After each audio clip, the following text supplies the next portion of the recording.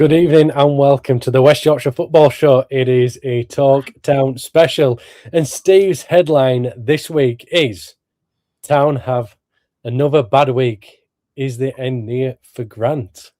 Is the end near? Lots of questions to ask, or is it really just one simple question? We'll find out with Steve and Cal. Steve, how are you, my friend? You well? Good, yes. Glad to be sat on here with you two, two of my greatest town buddies. Let's put it this way: another counselling session is about to open up, and we're gonna talk honestly about the club that we all love to hate and hate to love.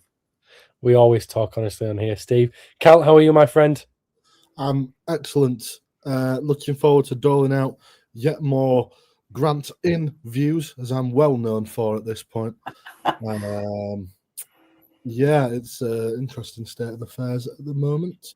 It's a good job people are here to hold that club to account, isn't it? It is. Blue Terrier, seeing your comment, that one I'm going to come back to at some point in the very near future. Gents, I'm not necessarily going to touch too much on the games as a whole itself. Moments and specifics, I think we might have a look at. And the first one is there's been a bit of a call for change on multiple levels. We wanted to see something different on the field. And against Northampton, we saw that, and we saw that again yesterday against Wigan. And that was a change of formation to a 5-3-2. And some people might come out and say it was 3-5-2. But the reason I'm calling it a 5-3-2 is because it looked very defensive on both systems. I'm going to just go through the lineup against Northampton, and I'm going to do it against Wigan as well. And then, Carl, I'm going to come on to you. I want to know what your thoughts are on if it was the right thing to do, change system, but was that the right one? Steve, I'm going to come to you as well on that one because I want to know your thoughts, both of you. So, your lineup for Northampton away during the week was Nichols in goal, Sorensen, Rowan, the two wing-backs, Lowe, Wallace, Feeney, the three centre-halves. I had it down as Kasumu, Harness, Castledine in that middle three, Dion Charles and Radulovic up front. And then yesterday, we had it down as Nichols in goal, Gooch and Rowan, two full-backs, wing-backs, Balcalo, Wallace in that back three, Harness, Ledson, Castledine in the middle three, and May and Charles up front. Cal, so we saw a change of system. Were you happy to see a change of system? Do you think it was the right one? I can't come on here and say that I wasn't happy to see a change of system, having been crying out for a change to the system previously. It comes down to a lot of sort of buzzwords that I've used before, in that, yeah, it's nice to have a change of system, but the players have got to buy into that system as well. They've got to know what they're doing. And what we said last week was when we change formation or change tactics, it's almost like the players don't know what they're being asked to do, and therefore they get caught out of possession or in the wrong positions, and that allows the opposition to then capitalise on the mistakes that we're making, but we're making them ourselves. I think we saw that again yesterday because, yes, it's good to change the system, and yes, we have been crying out for it, but we need to be putting the building blocks in place in training so that players know when we change this formation, your role changes. You maybe go less marauding forward, more hanging back, or more marauding forward and less hanging back.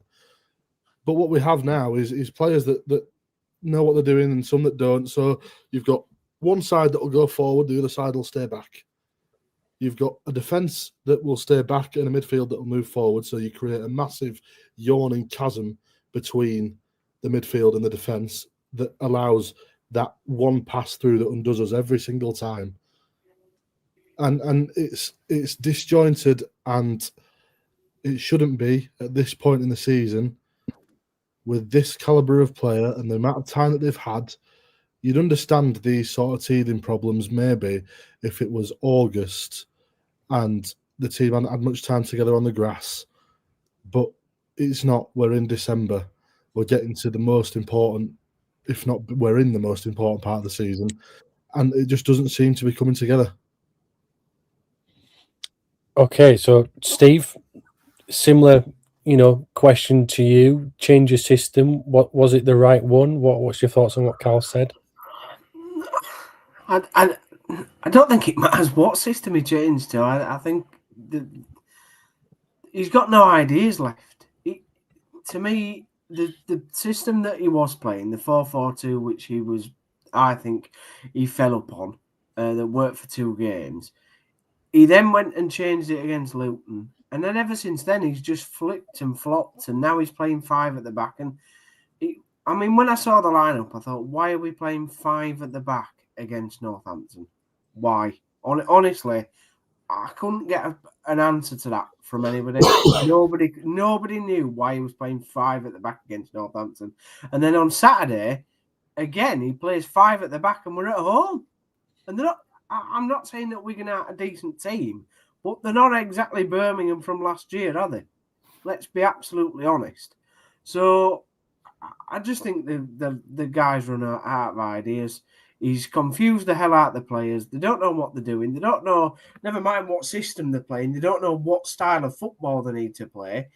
All that's consistent is that he's playing Charles and Bojan up top, who I think have just become so confused at whether one needs to go, whether what the other player needs to do, where they're standing on the pitch. It just makes no sense to me whatsoever. Having watched quite a lot of the Northampton game, and then unfortunately I didn't watch the Wigan game. I wasn't at the Wigan game, but from the reports and the highlights that I've seen, it's just seemed to me that none of the players knew what they were doing. And in both games, what was seemingly very, very obvious is that because none of the midfield players particularly knew what they were doing, they got out-fought and out-battled. We lost the midfield battle, and then the opposition's on our back 5. And because our back 5 creaks more than a ship from the 1700s, it just disintegrates. And I honestly think the reason he put 5 at back, genuinely, is because he knows his job's on the line, so he don't want to lose games. So, for me, I see that formation as quite a defensive one. Steve, are you? What do you find it a defensive one as well? Very defensive, yeah. You have to go back and think about, all right, totally different squad and all that, but it's like when we had Darren Moore in the Championship, and he literally played 5 defenders on our own box. That's what it seems to me what Grant is now having to resort to, because we've let 3 goals in the previous couple of games against opposition that we really shouldn't have let 3 goals in against. And Carl, same, you find it defensive formation as well?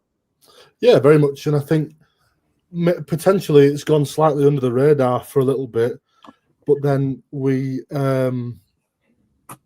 went to Cardiff and it was sort of laid bare, the defensive nature of that performance, and that we tried to close that game out within 5 minutes of it starting. And when then it's laid bare, you start to look for maybe more patterns in terms of the ways of playing. And then we've seen that in the games after the Cardiff game.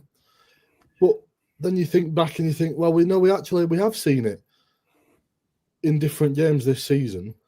We tried it and were exposed at Blackpool away. We tried to come there playing a defensive sort of try and break them down, pass it round the box, pass it from side to side, wing to wing, try and break them down. And they responded with a classic bit of Bruce ball that was forget about the tiki-taka and just launch it and go at them. And they did. And they won that game convincingly, and we were put to the sword. The more you think on the times that we've played defensively and it hasn't worked, the more times you realise that we've actually we've suffered in games as a result. So what we're saying is that he's recognised that Town have been leaky defensively, and then it's been poor.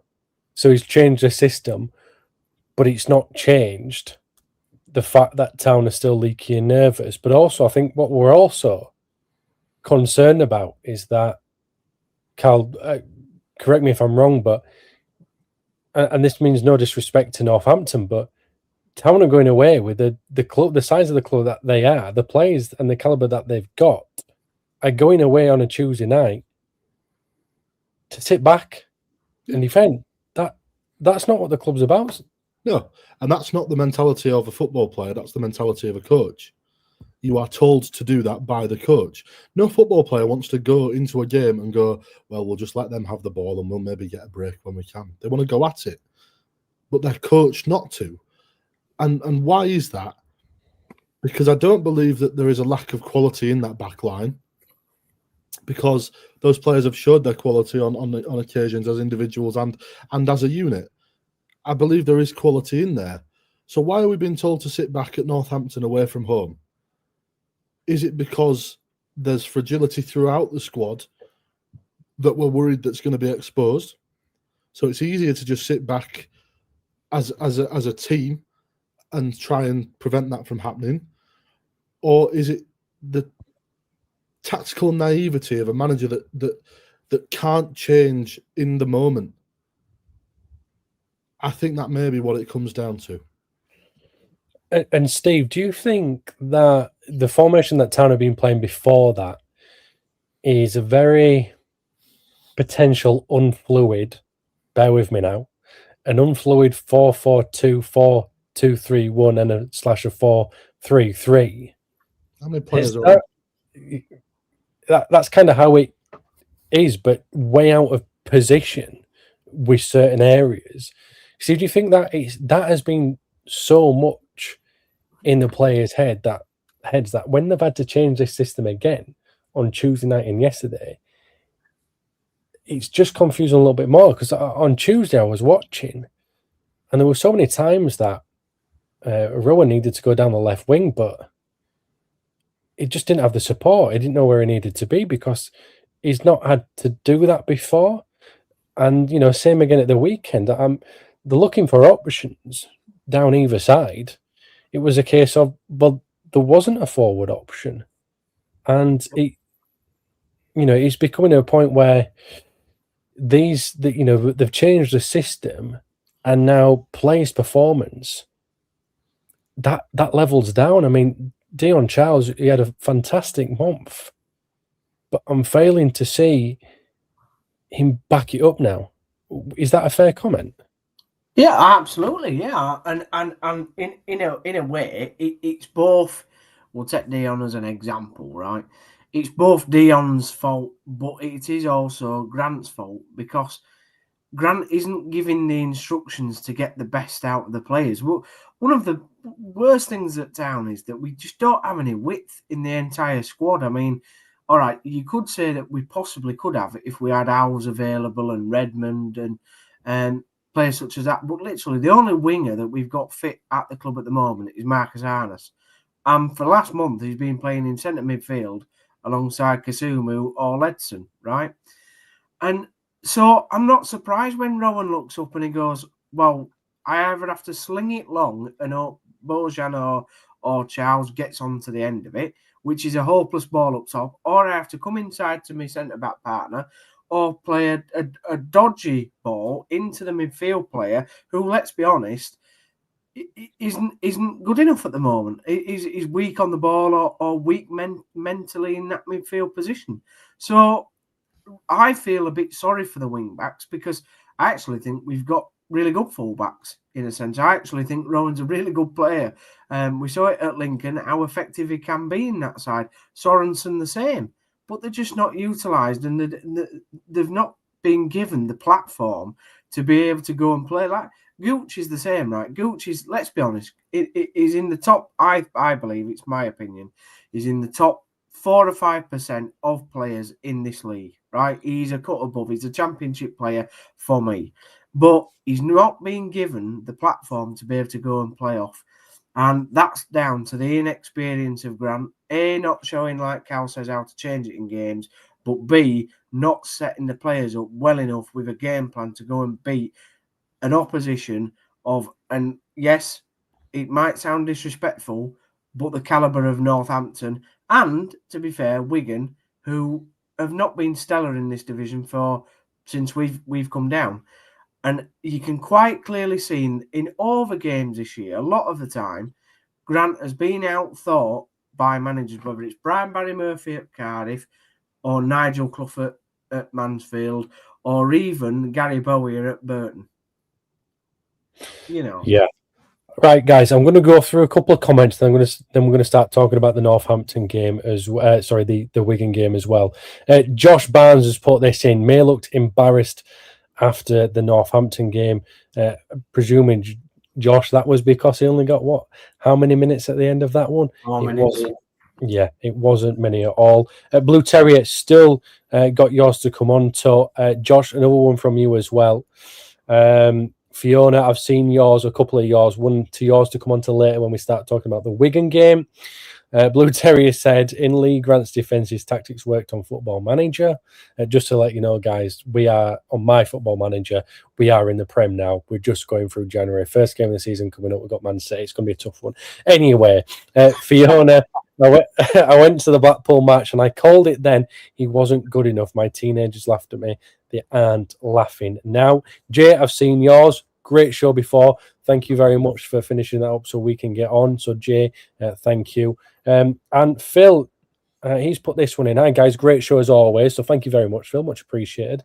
We sit in the Riverside lower, close to the dugout, and I watched Grant, and he appeared as frustrated as us all. Just my opinion. Okay, so, yeah, the Wigan game. 10 seconds in, it could have been completely different. It could have been completely different. We've already gone through the lineup. Don't need to do it again. Was Murray Wallace, who then scored a goal, Cal, lucky to be on that field? Yeah, absolutely. I've seen it back a good number of times, and he's a very lucky boy. Very lucky boy. And Steve, have you seen it as well? I know you're just taking a sip there. That's why I asked you. No, I'm joking. It set the tone. It set the tone for the rest of the afternoon. And Murray looked very nervous for that 10, 15-minute period. Then he got into the game, obviously got his goal. But again, it could have been completely different. Yeah, it's a red card. Let's be fair, it's a red card. I mean, he misses the ball and basically stamps the Wigan players' intestines out, doesn't he? I like whether it's intentional or not. He's totally missed the ball. It's a red card. It could have changed everything. At least we'd have had to change the system. We wouldn't have played 5 at back then, would we? Well, no. Well, you never know. We might have just played at 1 up front. Who knows what would have happened there? It just seemed to me that in the first half, the tempo was nowhere near what we'd have expected. Now we've got Bill. You sit in the Riverside lower. Fiona, you've got some comments saying Blue Terry as well. So this is a question to our viewers and to put comments in as well. But it was just so slow, and it was quite boring at times. And Carl, when it's like that, it's so hard to get behind the team from the stands. Yeah, definitely. I think the problem is you can sit and I've seen fans have a go at other fans and say that you need to be back in the side, get behind them. You've got to think that the product on the pitch for the last 3-4 years has been appalling. It has been a shocking product to watch week in, week out.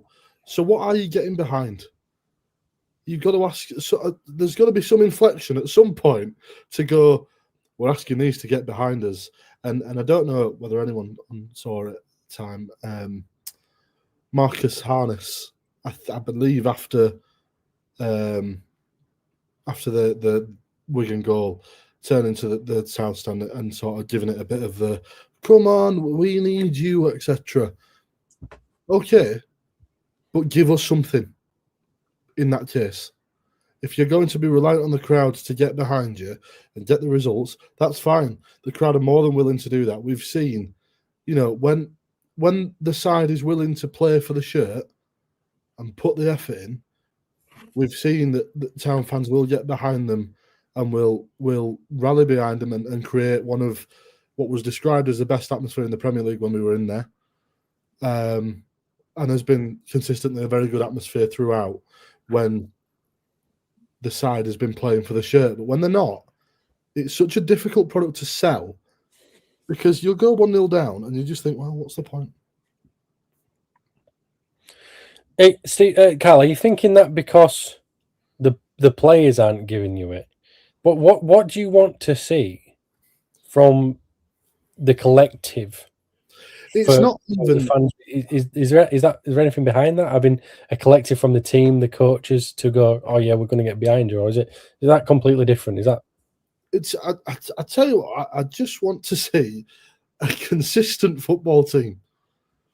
And that's it's you could say consistently bad, but a consistent football team, one that even in defeat will play to the whistle, will go blood and thunder into challenges, will not shy away from the difficult moments of the game. And ultimately, I think those are coached. And we are not seeing that right now. We are seeing lots of sideways, backwards passing, laying off the tackle, making poor decisions, and then I'm sure we'll come on to it, but frankly, bewildering substitutions. I just think we need to see a bit more. I want to see less of the FA coaching book and a bit more passion. Steve, are you in agreement with that? It's a case of, we've mentioned it before, that fans want to see performance and hard work, and that's where the backing comes from.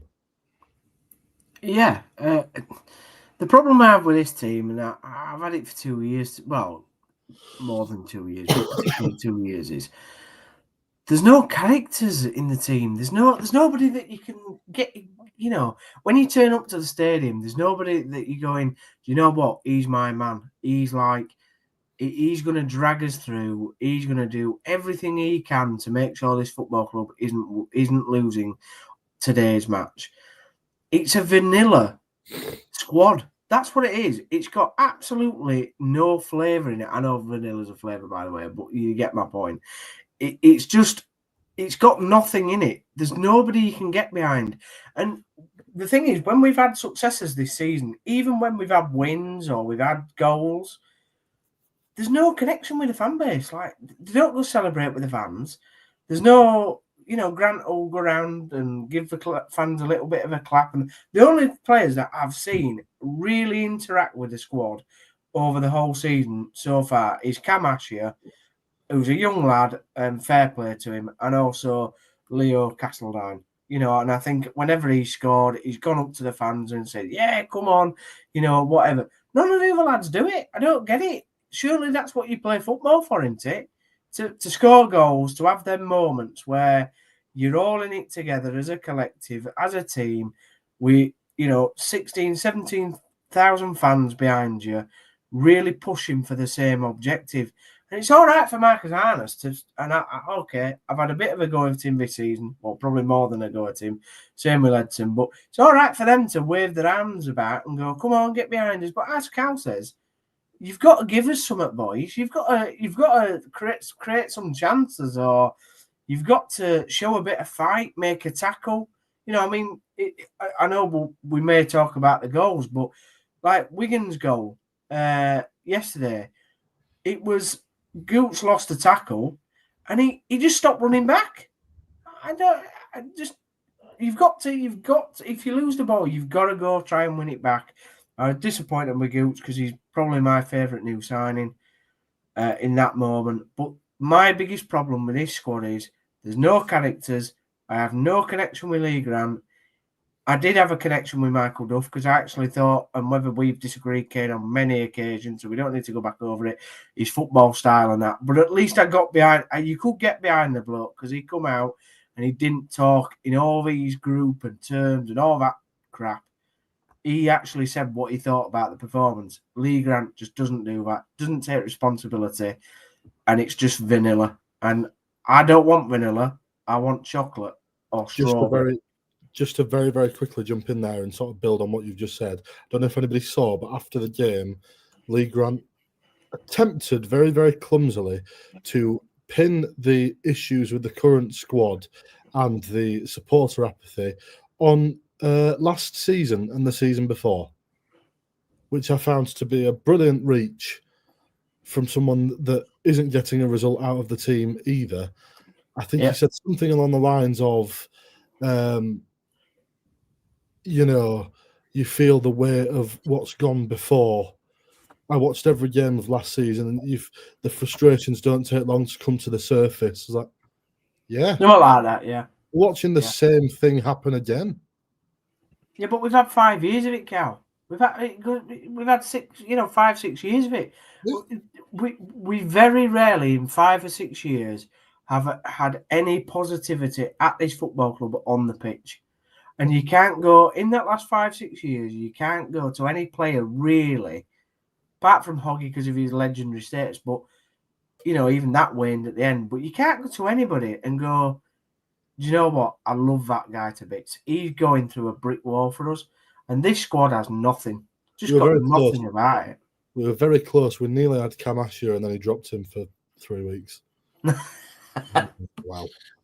Okay, gents. So Steve, you spoke about the goal that Town conceded. We're talking about Gooch not tracking back. Again, possibly what Cal's saying. How do you get behind somebody that isn't tracking back as well? Goalkeepers. It's not going very well, is it, this season? Decision making, Cal. It's poor. It is poor.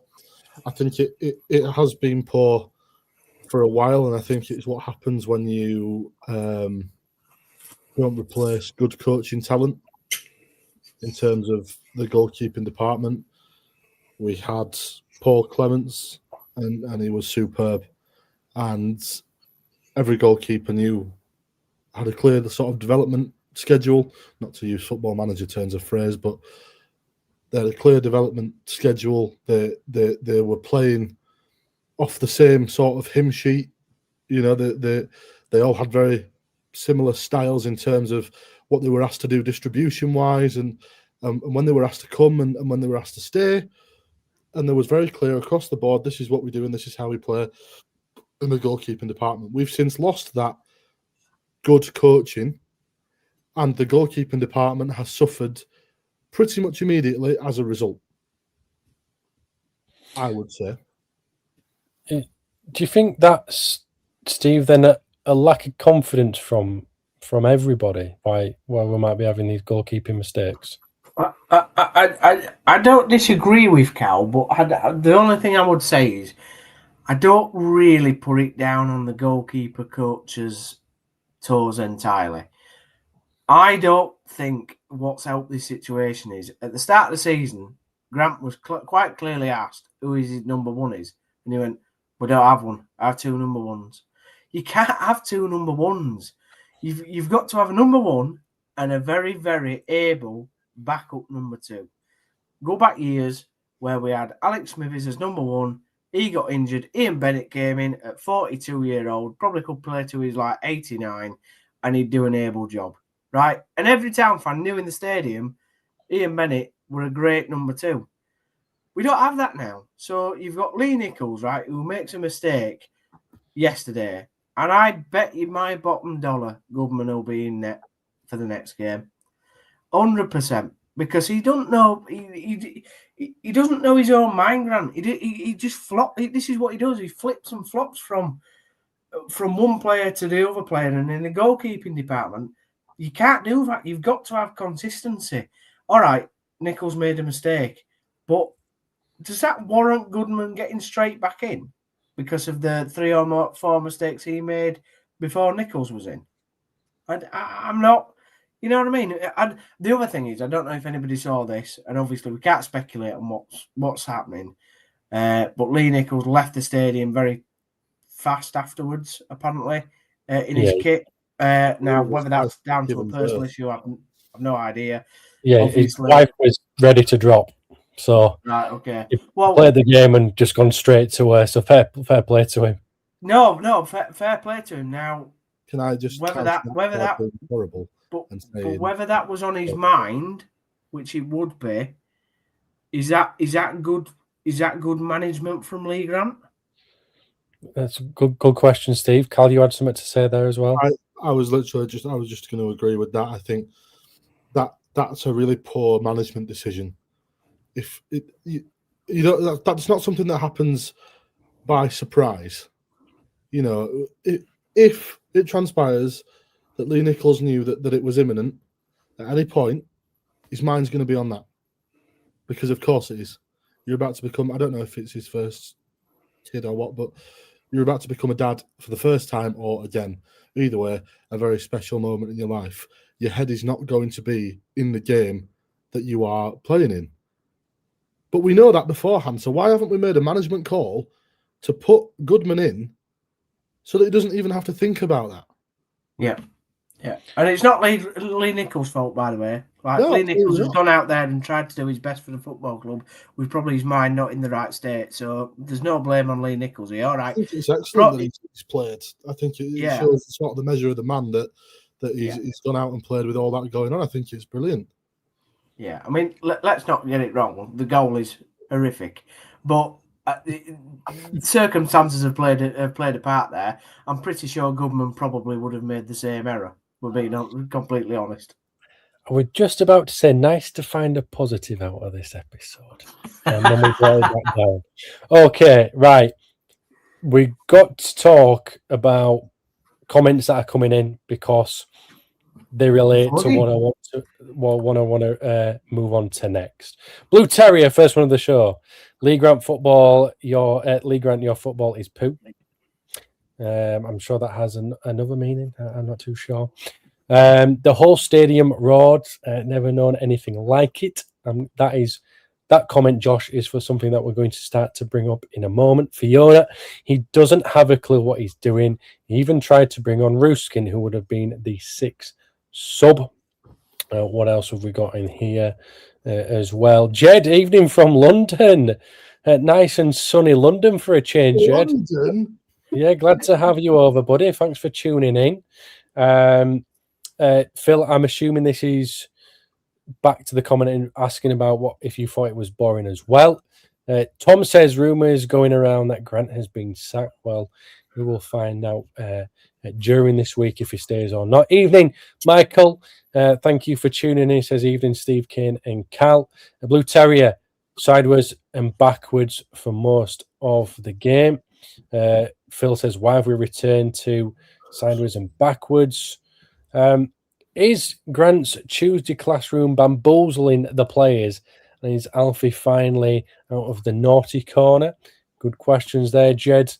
Even when we scored, the celebration of the fans were very subdued, understandable in that one, because I don't think anybody realised it was actually going in off Murray Wallace as well. The fact that he'd scored was a bit of a... And the keeper probably should have done better. Tickle, who was in goal. What else we got on here? Blue Terrier. I can't believe Grant tried to make 6 subs yesterday. Does he not know the rules? Phil says, I saw Ledson have a laugh with one of the Wigan coaches after the whistle.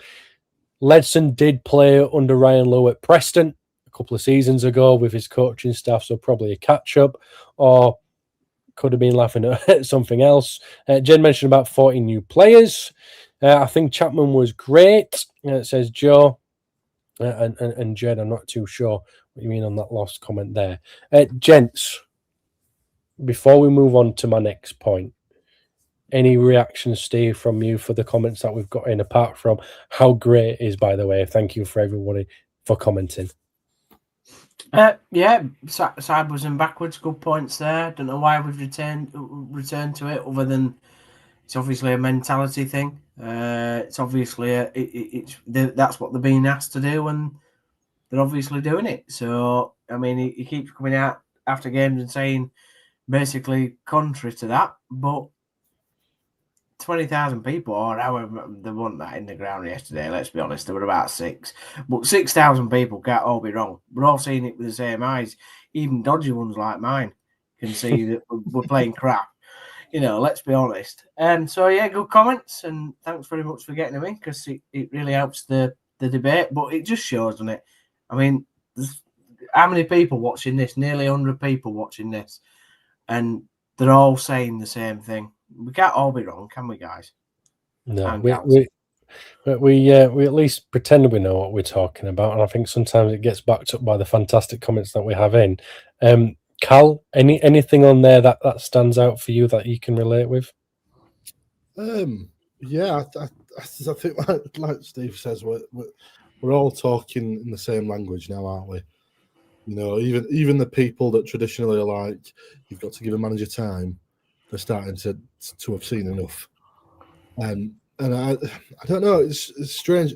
There's been sort of a mixture of things that have put fuel on this fire, which has been, we've talked about Carmichael Dave on Twitter, and whatever good things we're doing off the pitch have almost been spoiled by what's happening on the pitch. And why, as an owner, you would want that to happen, I don't know. What is very interesting is that there's been no, and I know, Ken, you've said this before about the content output of the club as a whole. There has been no social media posts from Huddersfield Town Football Club since 3:05 yesterday. And that was the post-match press conference, and that is the last thing. Now, surely to God, if you want to put an end to the rumour mill bin fire that's currently happening on #HTAFC, you'd put something out. Put an advert for some clothing or something. All you're doing, silence creates a vacuum. And that's all that's happening now. It's a bit of a vacuum going on. Okay, so the next thing I wanted to speak about was fan reaction. Guys, you weren't there. I was commentating, and it was very loud chants of, you don't know what you're doing, getting sacked in the morning, and lots of boos when Alfie May and Leo Castledine were brought off. Castledine has been a bit of a shining light for Huddersfield Town over the last few weeks. He's been playing absolutely unbelievable, playing absolutely out of his skin and working hard. Alfie May finally starts and gets brought off. Now, look, down to opinion, Alfie might not have had the greatest of games yesterday, but I think he played just a little bit better than Dion Charles. So why want that change different? And I think that's what the fans are now seeing as well, and showing their frustration for about, because do you feel, Steve, as a fan base now, they're at the end of the tether with Lee Grant? Yeah.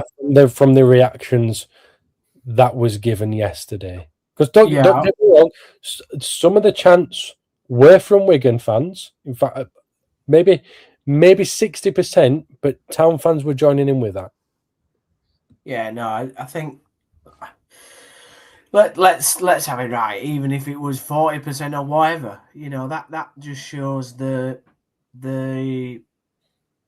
feeling. I mean, it's very rare that Town fans would, I think, join in with that sort of chanting. I mean, blooming heck, the worst manager I've ever seen us have in my time supporting the club is the scaffolder from Scotland, and we didn't even chant he's getting sacked in the morning for him. So, to be honest, it's I think fans, there's a mixture of emotions in there. The fans are sick of the FA book spiel, and like I said, there's no connection there. So it wasn't like under Duff, where, all right, performances were bad, but at least when he came out after games, he did speak passionately about what he thought was going wrong. So I didn't really think that under Duff that fan reaction happened, but you can't get any connection with Lee Grant. I think the football's turgid. I think he started going defensive because he knows his job's on the line. If he loses maybe 1 or 2 more games, he's finished. Why we didn't sack him earlier? I mean, I've been quite. I'd say I've backed him really up until a certain point, but in the last 2 games, particularly, he's just lost me altogether.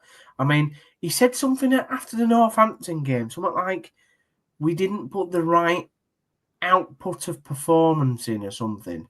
What does that mean? Tell me, somebody, what does it mean? He might as well have been speaking German to me, because it don't mean anything. It's just words. And like I said, it's very rare that the town base get, sort of like that bad. We moan, we groan, but we don't really go after managers. And I think it just shows that people are just so apathetic that the ones that did turn up have just had enough. We are from Yorkshire. We're known for mourning. Yeah, that's absolutely true, Steve. Cal, when you're at the game, you're in the Cowshed South Stand, with the Cowshed Loyal, fan reaction, what you heard, what you've seen from yesterday, is it valid? Definitely. Because like Stephen says, we're not a fan base that I would say likes to do that sort of thing, because we appreciate that we are better when we get behind the players and the team performs better as a whole when everyone's pulling in the same direction. I remember we lost in, I think we were still in the Premier League. We lost at Bristol City in the League Cup or something. And I'd gone down and we booed the team off at half time, and an old man turned around to me and shouted at me and told me, "You never boo the team off. No matter what's going on, you never boo the team off." I often wonder what he's doing now. He must be pulling his hair out. But that shows the sort of change that we've gone from you never boo the team off, you always get behind them, to no matter what it is. I think that it may be more than 40% of the stadium that were chanting those chants yesterday. But that shows we're in a place where we're at now, because he's offered, after every game, he has the chance to explain himself, and we don't get that explanation. What we do get is babbling nonsense that it doesn't make any sense. I was trying to think. I saw something yesterday that was like a direct quote from his post-match, and I can't think what it was now, but it was almost like he's watching a different game to what everybody else is watching. Yeah. Reminds me a lot of Danny Cowley, actually.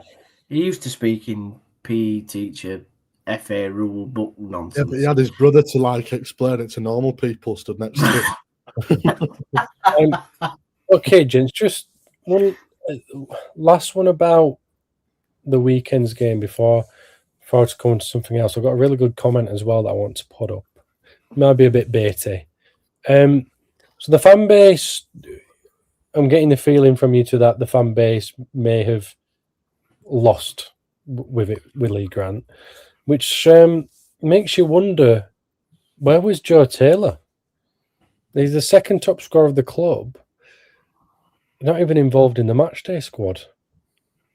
What were your thoughts on that one, Steve? I think there's been a player manager breakdown there. I'm not saying on the levels of Salah and Slot, by the way.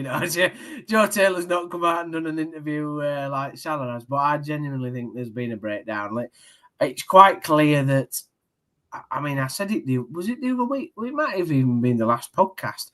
I'll have to go back and watch, but I think I said that Joe Taylor had gone down the tunnel 5 minutes to the end of the game because he knew he wasn't going to be brought on, and somebody had said that he'd sort of marched down and he looked really cross and angry, and it's just not worked out for him, has it, since he's moved to town? And I think there's various reasons for that, but there's obviously something there that Lee Grant just doesn't trust Joe Taylor. He gets asked about him in interviews. Obviously didn't get asked about him yesterday, which was quite weird, but he has been asked about him before, and he keeps saying, yeah, Joe's got to learn how to use his emotions and all that. And we know he's a bit of an emotional player. Sometimes he doesn't do what the fans necessarily would like him to do. But like you've said, Kane, he's the second top goal scorer at the club. Why is he not on the pitch? What I don't get it.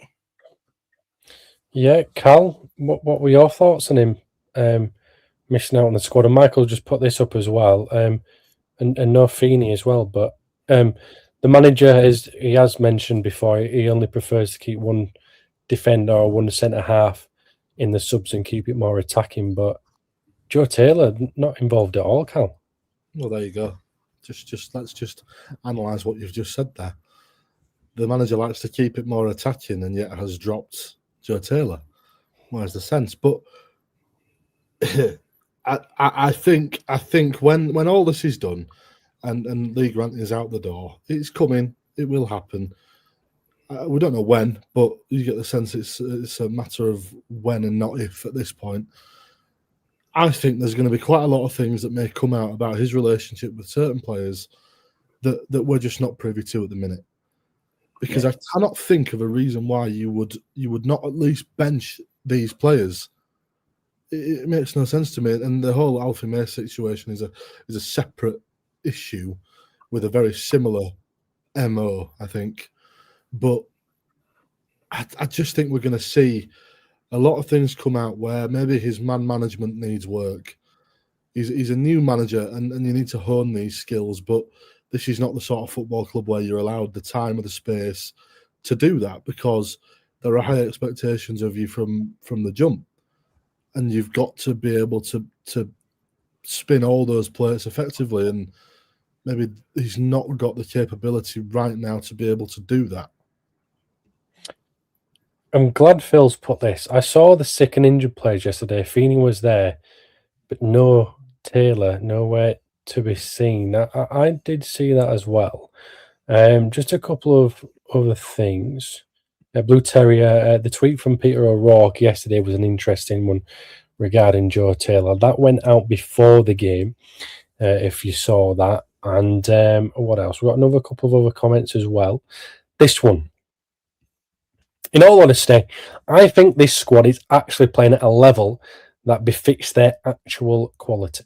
Fans actually seem to think they should be better than they're showing somehow. Thank you, John, for that comment. I do appreciate you getting involved. Cal, do you want to react to that one?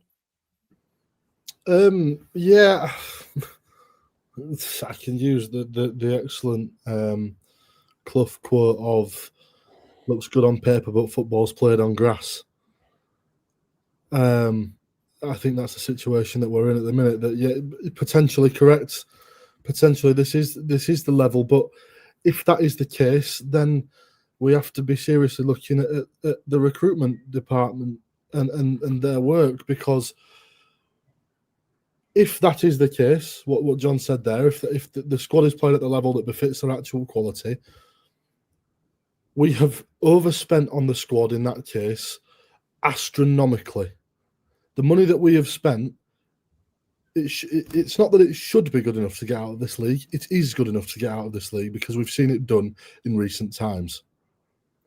So if we've bought players that are good enough for this league for the money that you would pay for players that are better than this league, then we need to look internally at that. I don't necessarily agree, because I think there are players in there that have the experience and the quality that is a bit of a cut above. They are being hampered by the system that they've been asked to play in. But I don't entirely disagree that there are certain sections of the fan base that seem to assume that we should be romping every team every week and we should be top of the tree. This is a really difficult league to get out of, as we've seen. So I think if we're up there round and about, we should be happy with that, because it's a very difficult league. It's a very inconsistent league, especially this year. There are some good teams in it with real quality, but it comes back to us being one of them. We are and should be one of them. Steve, your thoughts on that comment from John? Yeah, I mean, it's a fair observation. It's not one that I entirely agree with. I think, we've spent a lot of money on this squad. You can run through a few of the names, and we've talked about them already. The likes of Joe Taylor and Alfie May. Anybody in this division would want them up top. Dion Chow scored goals for fun at Bolton. You've got Marcus Harness, Ledson, and Gooch that have come down from the Championship, as well as Watmore. Bolker is a quality centre half, as we know, or can be in this league. Joe Lowe was very highly rated at Wickham, and even the likes of Sorensen and Ruskin have had decent careers so far, and you've supposedly got two top quality number ones in your squad as Goodman and Nichols. So, do I think we're performing to the level of what the squad is able? No, because I think the squad on paper should be far better than what we're doing. Do I think it's been hampered by the management and the style of play and what they're being asked to do? Absolutely. And I think there's only one way to change this squad's fortunes and this club's fortunes, and that's by releasing Lee Grant of his duties. I said it last week, and I'll say it again. I'd be very, very interested to see how this League One side, Huddersfield Town, goes up against the League One side that we had in 2012, because I genuinely think the 2012 team will beat this League One side, and that League One side was had far less football ability than this League One team. Okay, just to let you know, gents, we are worldwide tonight. Hello from Kyrgyzstan. So what an brilliant. Kyrgyzstan? Yeah, thank you very much. That's somewhere in like the Middle East Asia kind of area. Wow. That middle bit, somewhere around there. A few more comments, because my next question is going to be a good one. Cal, this one's for you from Joe. What system do you think fits best for the squad, Cal? I'm going to give you a couple of minutes on that one before I come back to you, bud, so you can have a think of it.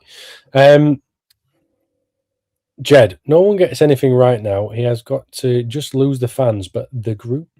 He always talks about the group as the players. Phil says the coaching staff don't look to with him. He looks very, very lonely person on that touchline. Jed also believes that we've wasted a lot of money of Kev's money. Phil, do we need to lower our expectations? I've got this one on here. There is absolutely no way that a rookie manager should have been given free rein to sign an entire new squad. A shambolic decision from the owner. No backbone. Now, boys, did any of you read Darren Bullock's comments on Facebook? I didn't, Jed. But if you could put them onto our comment section, that will help us out a lot. That would be brilliant. And then it'll make us look really good for doing that. But no, Jed, I have not read them. It'd be great to know what they are.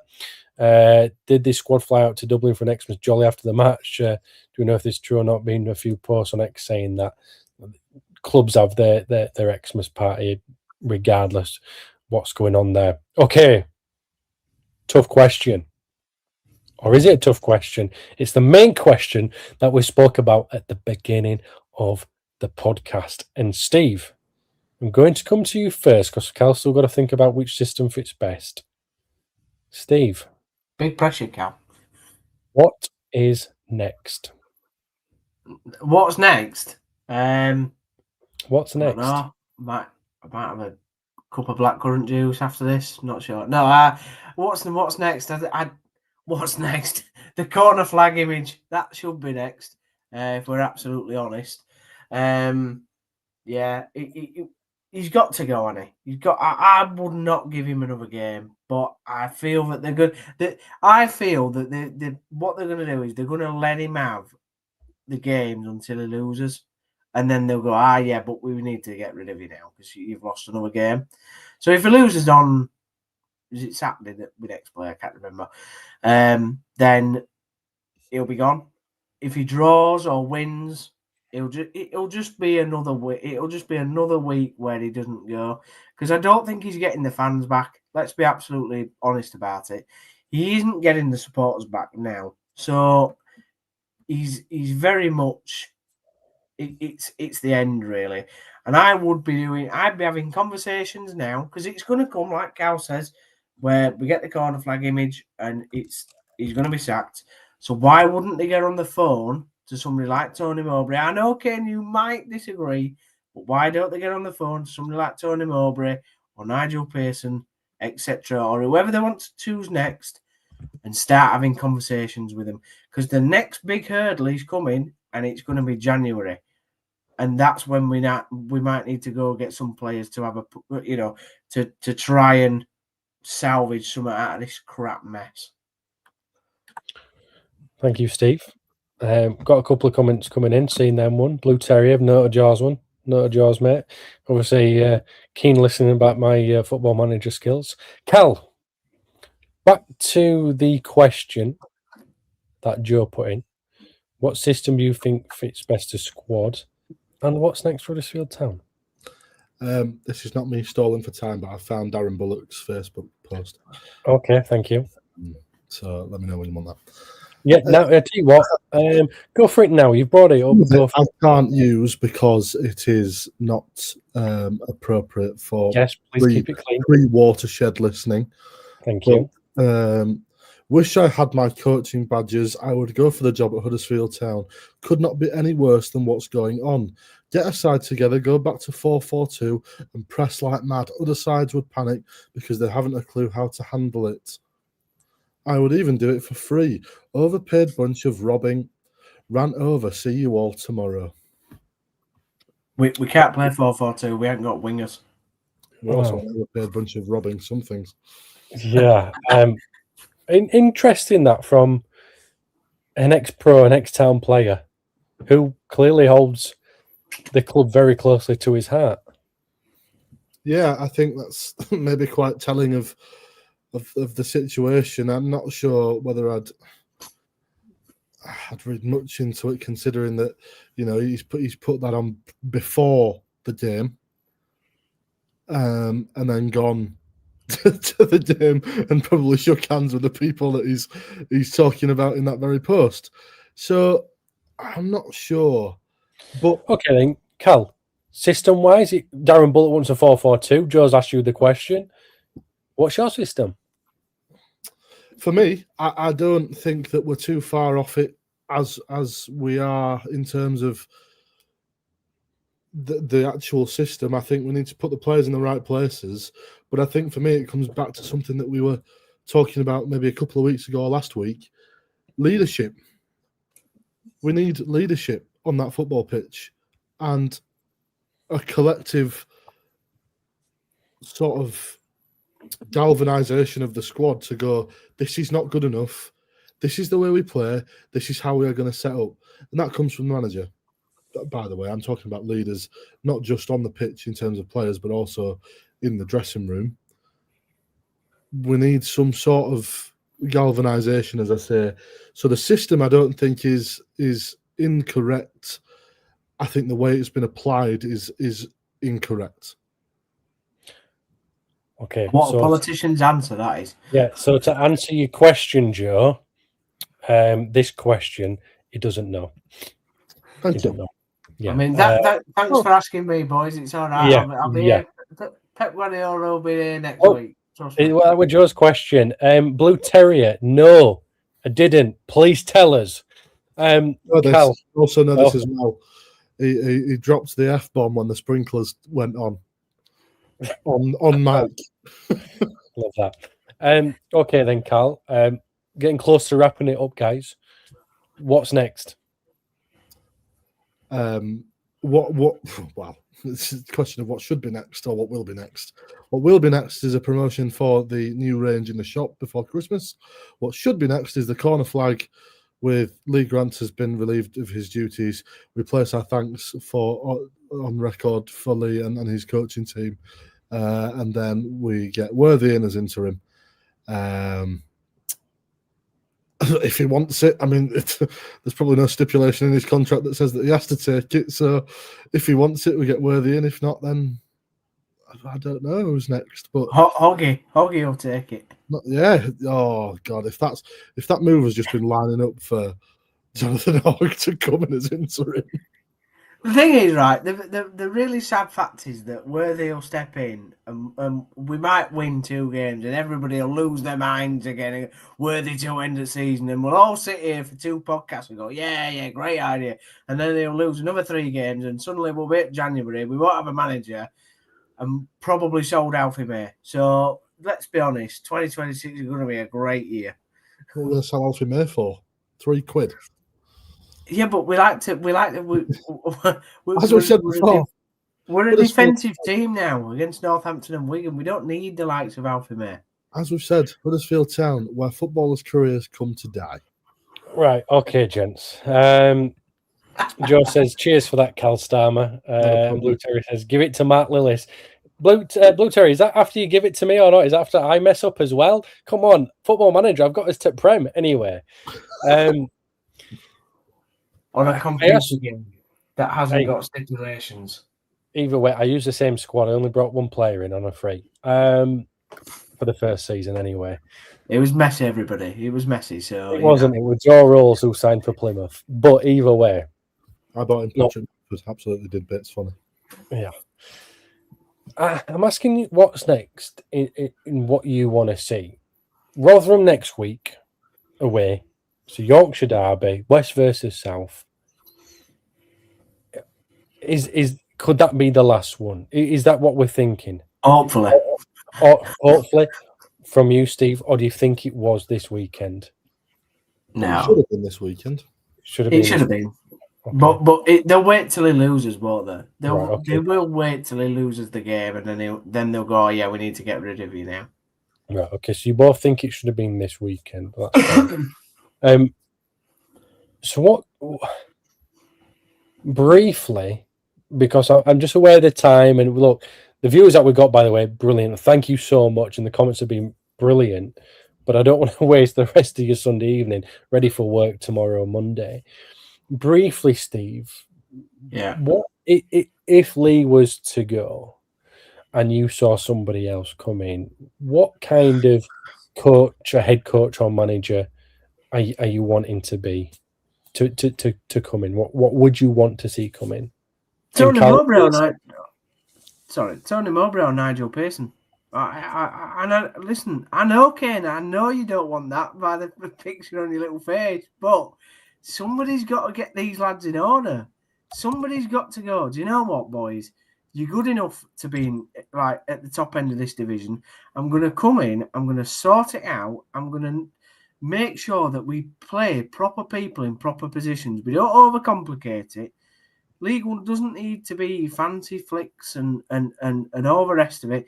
It needs to be good hard work, that you get shots off in goal, you get your crosses in, and you create a bit of excitement in this division. It doesn't take a genius. And that's no slight, by the way, saying that Tony Mowbray and Nigel Pearson are thick, because they've had stellar managerial careers. But it needs somebody to give them a rocket up the backsides.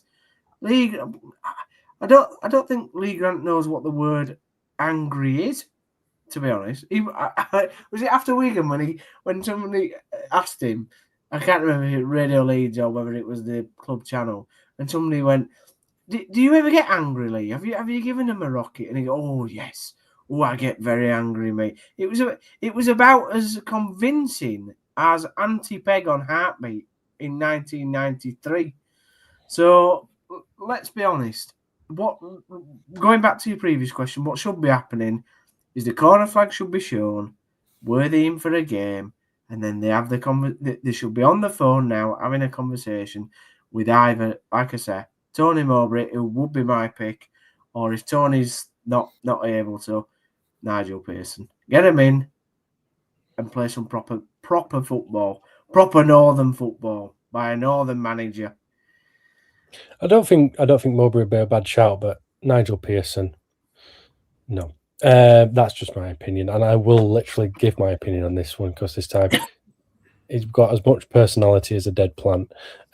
Cal, same to you, buddy. What would you want? What would you want to see this coming week? What would you want to see in the future if Lee Grant was to go? What kind of manager? And I don't understand the logic of giving him the Rotherham game. I really don't.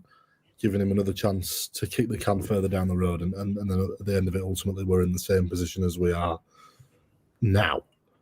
But we've seen the indecision before of the ownership that, we had the perfect opportunity to get rid of him after the or before the international break. We didn't. There isn't another one till March, which means that whatever manager comes in, when they come in, because they won't have a dedicated time without a game to bed that system in. So, in terms of what I want to see, like we've said, Grant's gone for me, I think. And if not this week, it has to be soon after the Rotherham game. It doesn't matter what the result is. Once you've lost the fans, you can't get them back. But Mowbray, I think, is the best maybe that we could hope for at the minute. He'd be looking for a way back into management. Is it a bit too big of a job for him to come back from his long sort of period of convalescence? Is it too big a job for him to come back into? Would he want to maybe ease himself back into work life with something else? I don't know the mentality of the man. Maybe he'd relish the challenge. I'm with Kane with regard to Pearson. However, one thing I will say is you don't necessarily have to have personality to be a good manager. And I think we do need a disciplinarian at the minute. I do think we need that to instill not only a tactical vision on the side, but also almost a mentality, a hard-working mentality back in, because that's all that Warnock did when he came. He instilled that mentality back in, and it worked. We need that again. So, Tony Mowbray, Neil Warnock. There you go. Yeah, but can I just make a quick point? Can please people stop ringing Radio Leeds and saying, can we get on phone to Warnock? Can we do it? It's not happening. So just get it out of your head. It's not going to happen. Neil Warnock, the dream of Neil Warnock coming back was demolished the day that Kevin and Warnock obviously fell out after the Norwich game. Like, it's not going to happen. So, please, can people stop ringing up 18 months later going, please, Kev, please ring Neil back. It's not going to happen. Stop saying it. Do him made in. Yeah. Jed says, I've come 12,000 miles for this. Joe reckons he'll be gone in the morning, I feel. Blue Terrier I would like someone who is a good manager and will give them clear instructions based on their strengths. Jed says Kevin Nolan, Steve Evans. God. I would thoroughly enjoy Steve Evans at Town, to be fair. Yeah.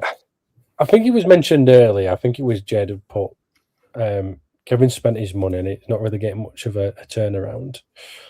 Is this now a case where you go, Mr. Chairman, a certain Mr. Carrick is available, and it might take a lot for him to come here, but if you can sort him out, he would do you a good job. Is it a case now he needs an experienced manager who has a good system and a good setup? Is it because I think mine on experienced, because would you put Michael Carrick down as having the sort of experience we need? I think he did very well with Middlesbrough. What drugs have you been smoking? It's only one club, isn't it? Yeah, he's managed before. It's only one more than Lee Grant. I grant you. I think he'd be a good one. Carrick's not coming here. He would be a good one. Why would Carrick come here after doing so well at Borough?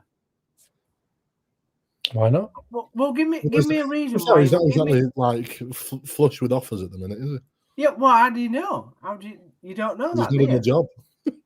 Yeah. Well, obviously, there's not that many jobs around. Bloody hell! Edwards had to jump from one job to another. Look how that's turning out for him. We'll have one soon. Don't worry about that. Yeah. Well, I know that. But Kane, genuinely, right? You've brought the topic up, so I've got to push you back on it. Why will Carrick come here? Why? If the money's good enough. I know. But out. Yeah, but what? So if he fails here, right, his career might as well be down the toilet. You could say that about anyone, though, to be fair. Yeah, but Steve, Lee Grant. Steve, if Carrick, right, for instance, if Carrick comes in now and Town don't go up, he goes, well, look at the bad start that they had. So is that his career over? Or do they go, well, he came in tough situations, you'll be all right? So you're telling me that he's not going to wait for a championship club to come up, and he'd pick our opportunity before waiting maybe another, I don't know, six months. Steve, I'm not his agent. I'm just saying I think he'd be a good fit. I think he'd be a brilliant fit, but I out of everybody, I'd love Michael Carrick to come in. I just think you're living on cloud cuckoo land. I do. Look, you've got to aim for the sky, my friend, if you want to be up there. There's aiming for the sky and then crashing and burning. That's what you've done. Which one are we doing right now? What, not really crashing aimed for or the sky burning? and somehow managed to crash and burn. Okay, gents. Well, have we got any final thoughts, Cal, on the podcast? Big baptism of fire for Chris Markham, innit? Just very, very quickly. We've not really touched on that, but you know that's a fairly big decision to be your first one to make at the club, isn't it?